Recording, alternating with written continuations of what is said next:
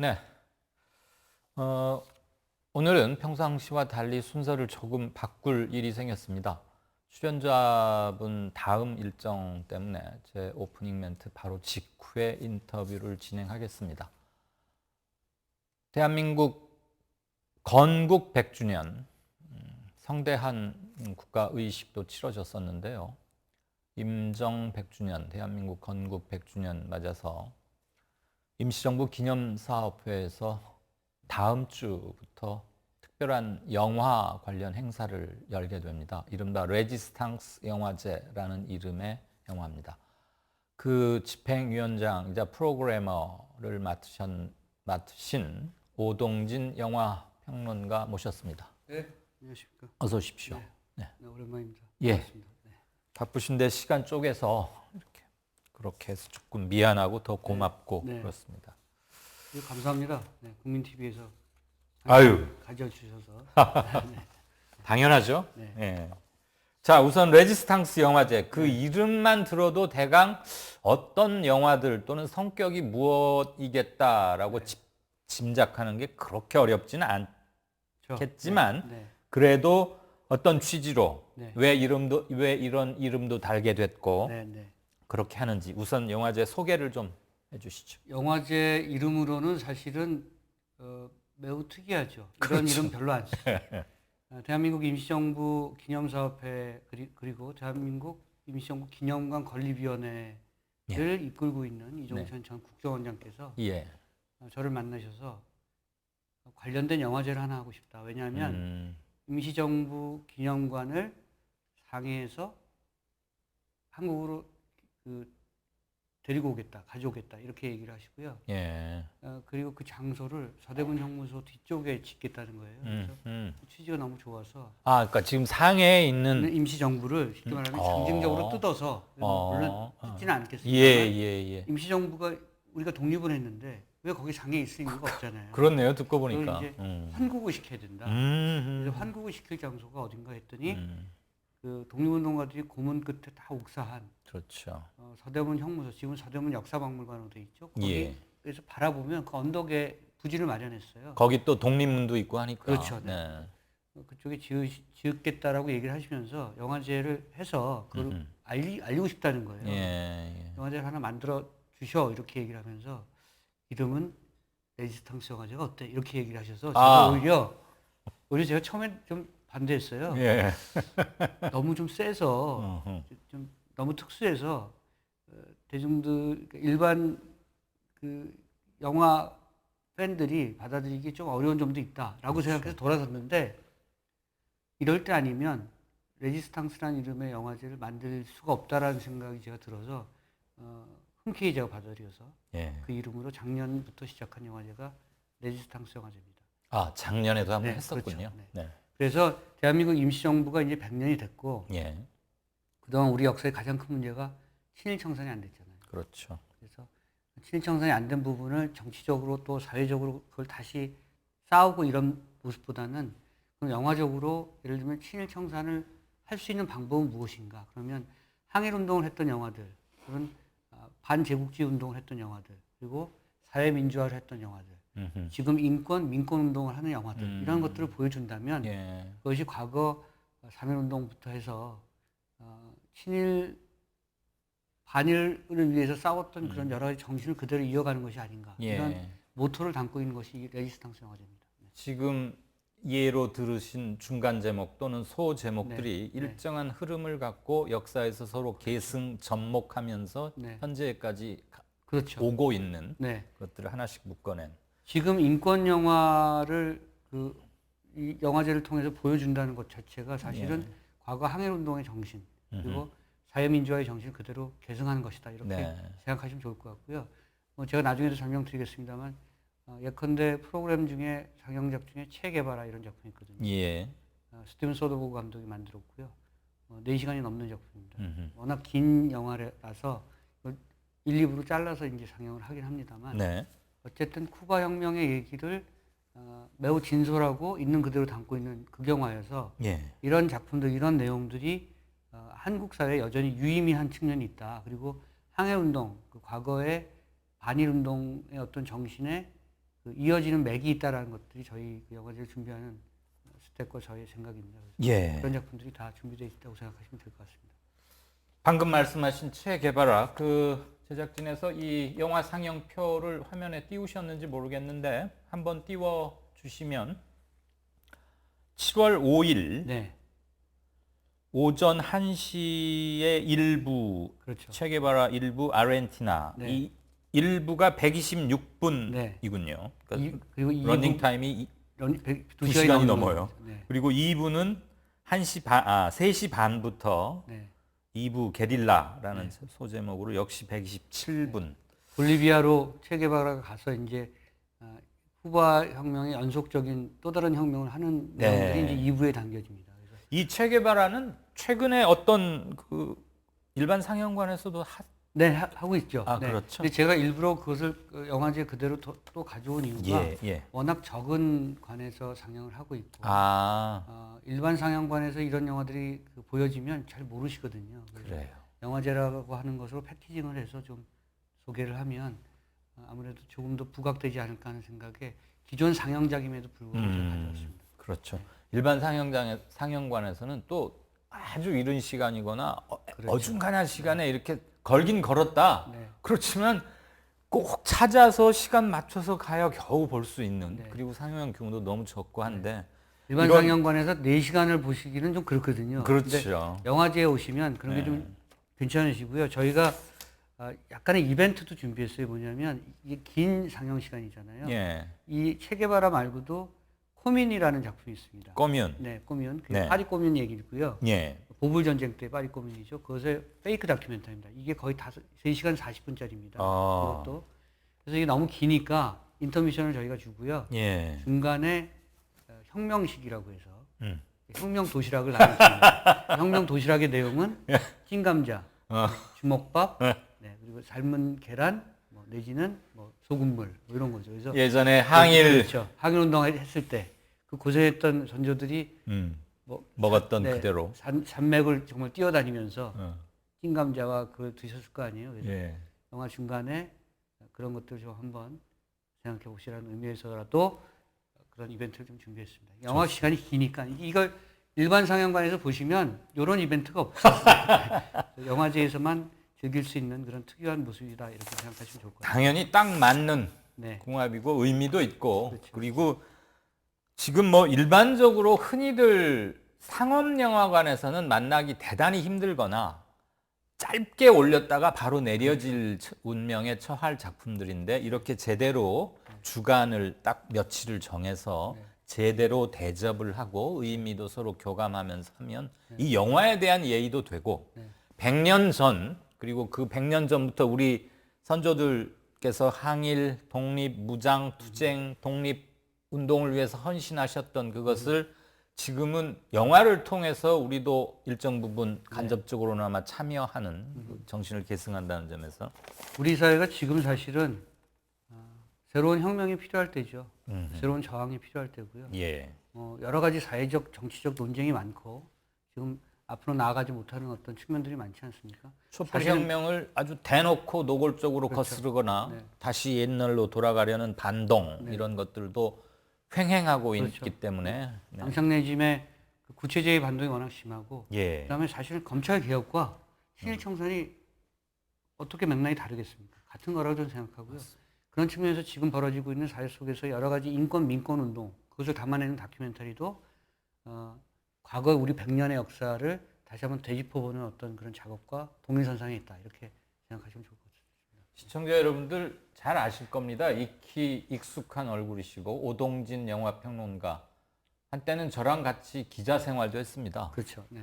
달변이고 글 문장이 좋고 한데 오늘 모처럼 만나서 또 방송으로서 공식적으로 얘기하는 걸 들으니까 제 속으로 이래서 오동진이 핵사이다 소리를 듣는구나 그랬는데 자 레지스탕스라는 영화제에 이름이 붙게 된 것은 이종찬 네. 임시정부 기념사업회장 네, 겸 전 국정원장도 지냈던 그분이 이시영, 유해영 선생 그렇죠. 그분들의 네. 손자이고 네, 아주 그렇죠. 뭐 유명한 혁혁한 독립운동가 집안이죠. 후손이죠. 네. 네. 김구 선생이 환국하실 때 예. 손잡고 들어오신 동자 예.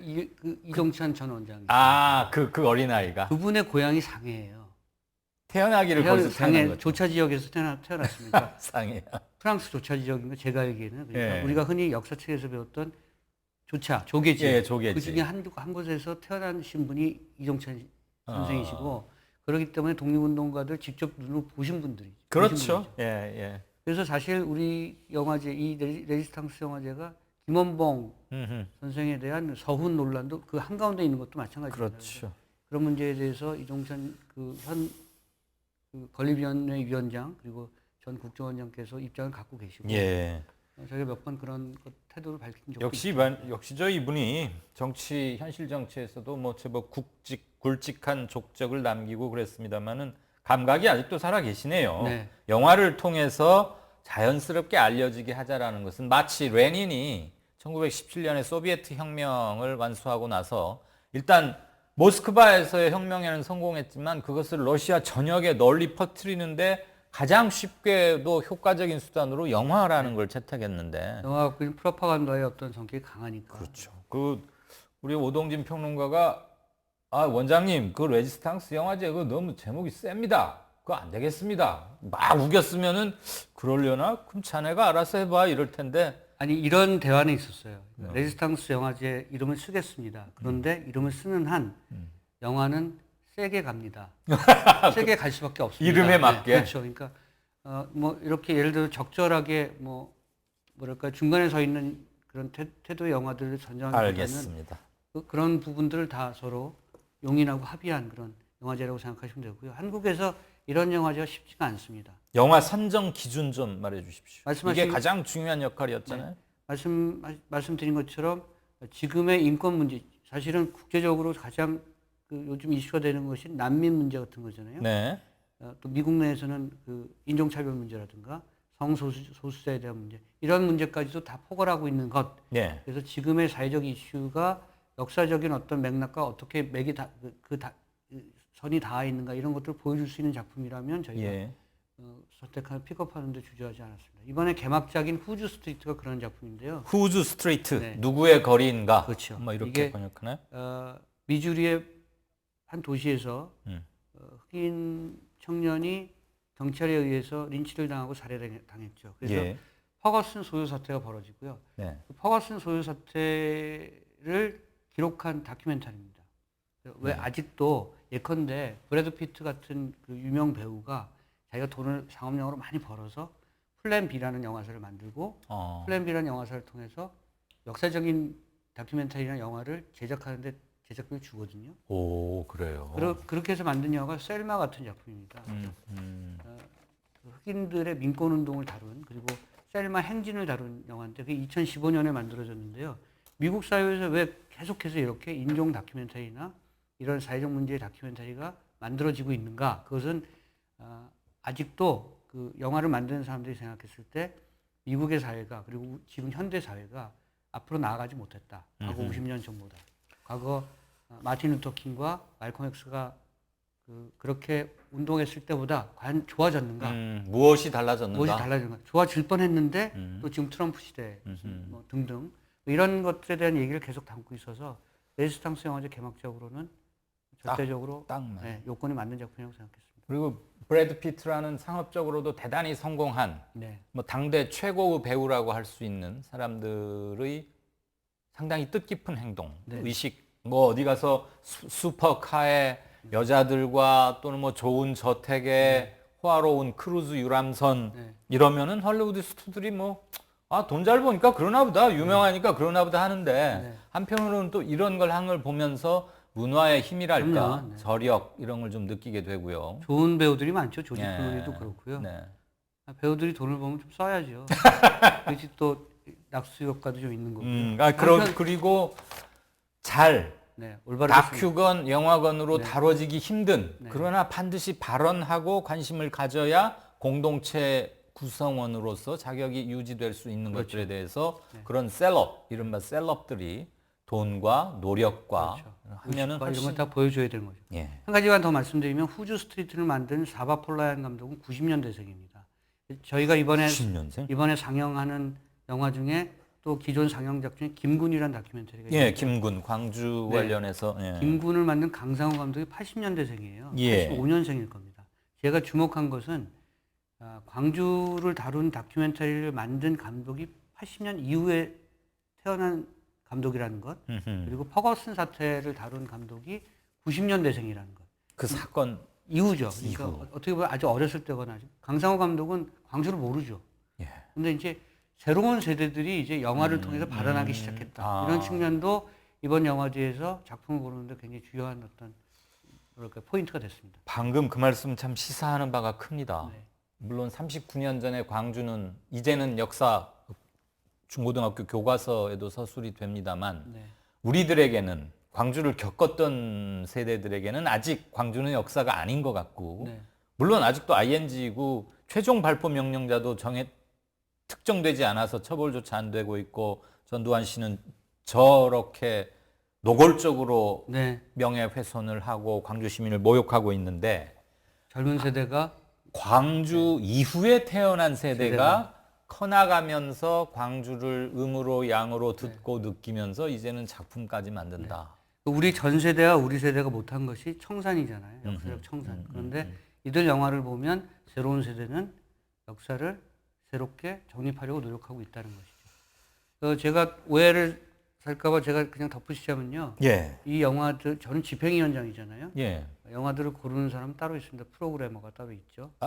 미안해. 내가 아까 집행위원장 겸 프로그래머라고. 프로그래머가 이제 골라놓은 것은 이제 그 중에 같이 해서 예. 개막작도 고르고, 물론 이제 프로그램에 저도 많이 개입합니다만, 예. 프로그래머의 노력이 또 꽤 주요하게 작동하는 것이 이런 영화제입니다.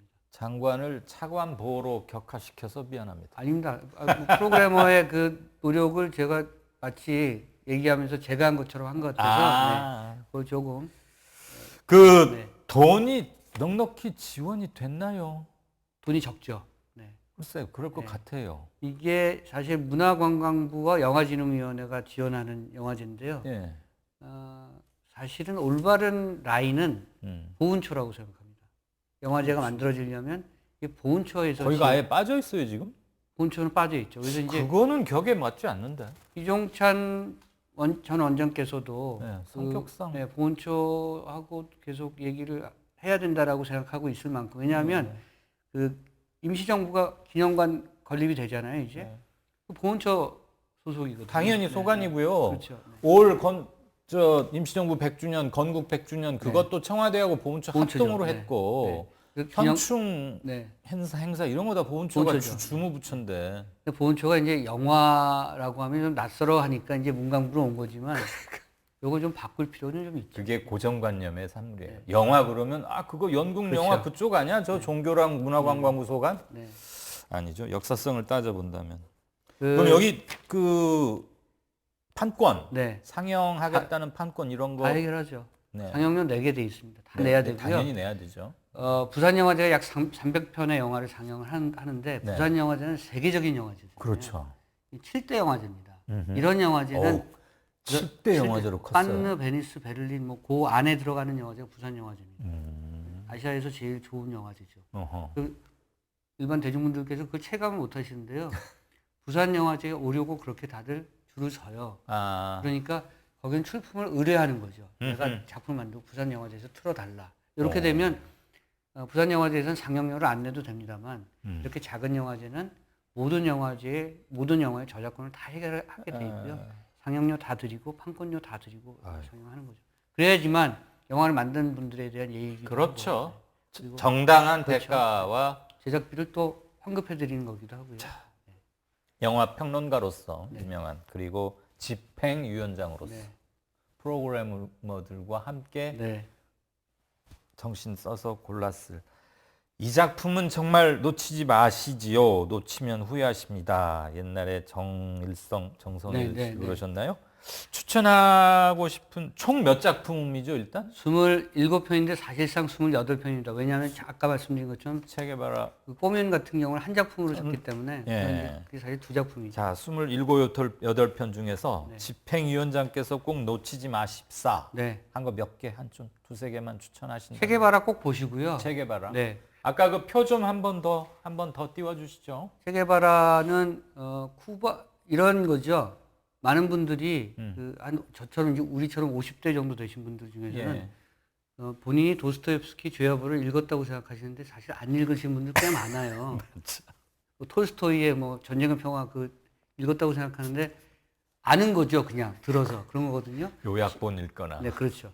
체게바라를 안다고 생각하세요. 예. 쿠바 혁명을 안다고 생각하시거든요. 근데 잘 모르세요, 사실. 예. 1959년에 쿠바 혁명이 왜 일어났고 바티스 정권에 항의한 저항한 카스트로를 포함한 체게바라까지 그런 젊은 지식인들이 왜 혁명을 일으켰고 혁명을 어떻게 했으며 그 이후에 혁명이 어떤 그 경과 과정을 거쳤는지를 자세하게 아시는 분은 그렇게 많지는 않습니다. 없죠. 이 체게바라 영화 4시간이 사실 여러분들께서 한 900페이지를 통해서 읽으셔야 될 역사책을 4시간에 말씀드릴 거고요. 남미 현대사에 대한 공부이기도 그렇죠. 하고. 그리고 특징적인 것은 매우 재밌다는 겁니다. 재밌게 그 역사 공부를 하실 수가 있어요. 지루하지 않을 것이다.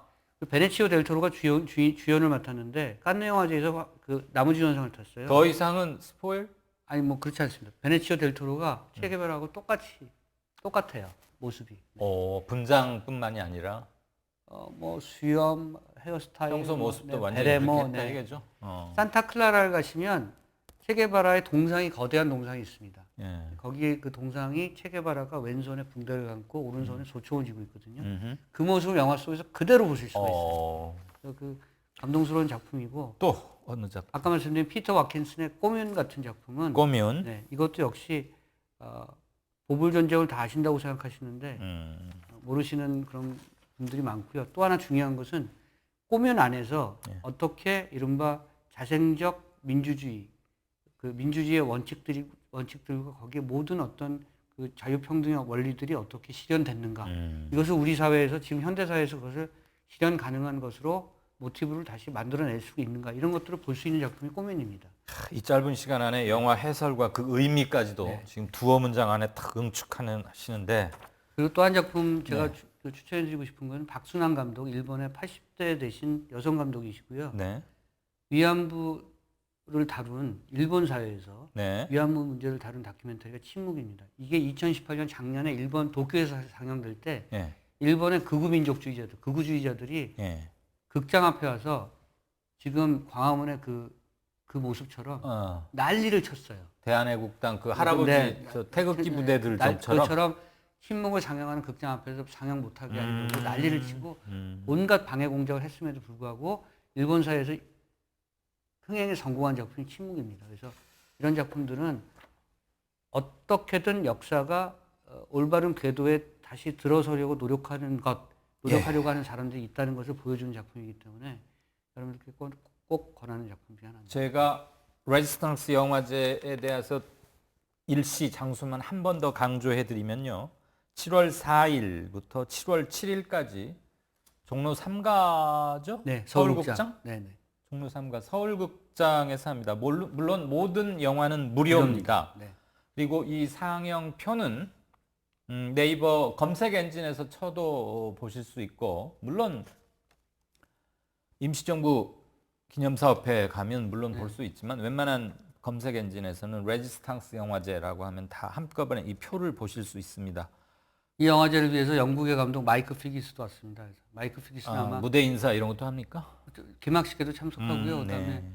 토크쇼도 하고요. 네. 마이크 피기스가 여러분들 아시기에 리빙 라스베가스, 라스베가스를 떠나면라는 영화 잘 아실 겁니다. 그 영화를 만든 감독이고요. 그러나 영국 내에서 가장 지적이고 역사의식이 투철한 그런 감독으로 알려져 있어서 그렇군요. 이 영화제에 초청해서 여러 가지 얘기를 듣도록 할 예정입니다. 잔다르크의 어린 시절이라거나 네. 영화 김군 많이 아실 겁니다. 어느 독일인의 삶, 전후 제150년사 이런 등등 모두 28편.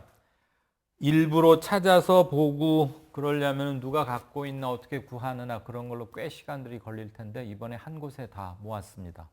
보기 힘든 영화이기도 하려니와 100년을 면면이 흘러온 우리 정신을 같이 나눈다는 차원에서 놓치지 마시기 바랍니다. 네. 7월 4일부터 7일까지입니다.